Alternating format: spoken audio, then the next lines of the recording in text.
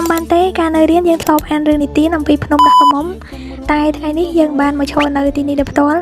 អារម្មណ៍ហោះហើរពេលបងបណ្ដាអូននៅលើភ្នំ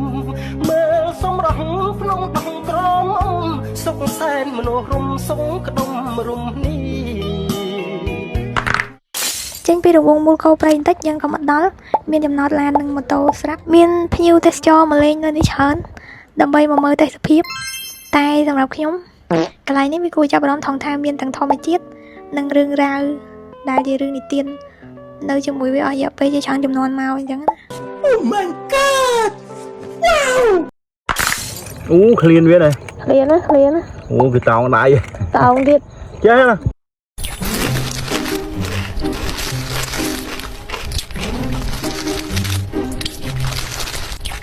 ស្អាតណាស់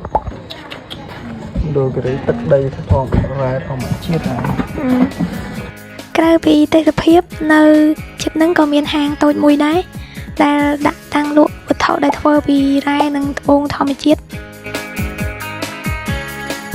អញ្ចឹងបន្ទាប់ពីចុះពីភ្នំមកវិញចិត្តយប់ល្មមដល់ម៉ោងយើងញ៉ាំបាយល្ងាច